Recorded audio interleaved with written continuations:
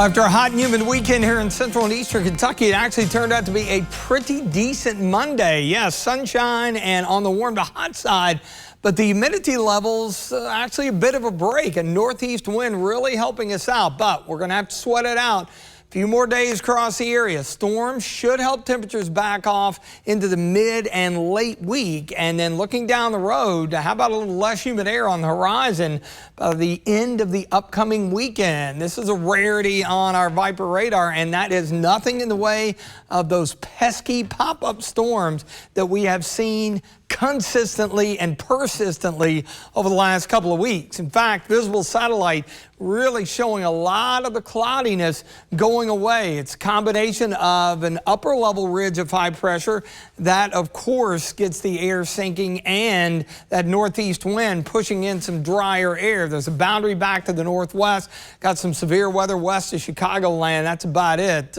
Closest next thing is in the mountains of western North Carolina. Looks great in front of the Montgomery County Courthouse in Mount Sterling. It's 88, yet it only feels like 90, so it's essentially a wash.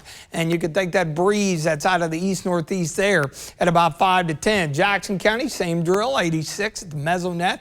Near McKee, feels like 90. There's your light northeast wind. So temperatures upper 80s to around 90. And you look at dew points, again, they're much, much lower than what we had over the course of the weekend. So the heat index values today, not problematic or an issue at all. Now, no picnic in the direct sunlight for any length of time, but we'll accentuate the positive here. There's that high, allowing that northeast wind to kick in, a little boundary off to the north, and that one's going to be a big player in our weather heading into the midweek. So futurecast will start out upper 60s tomorrow morning, on our way into the upper 80s, probably a few low 90s, maybe a little bump in the humidity levels as well. And we're also going to pick up our storm chances by Wednesday. That's that frontal boundary that's going to come in, and that will be a major player not only for increasing our storm chances, but also it's going to have a huge impact on helping to steer powerful Hurricane Erin away from the east coast of the U.S. Not to say there won't be any impact. Latest on Erin, 5 o'clock, 140 mile per hour maximum sustained winds. It's category 4.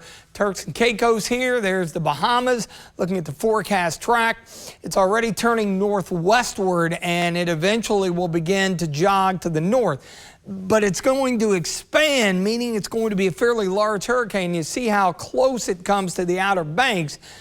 Up and down the East Coast, big-time rip currents are already seeing problems with that, in addition to some high surf, especially there in the Outer Banks. So there will be at least that impact, but at least not a direct landfall or anywhere close, hopefully.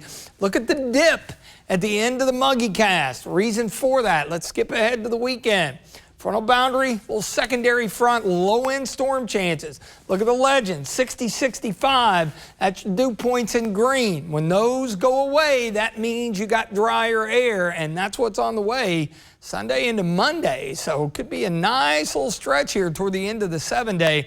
Clear skies, warm, muggy tonight, 69. Coming up tomorrow, mostly sunny, hot, a little more humid than today, 93. Extended forecast.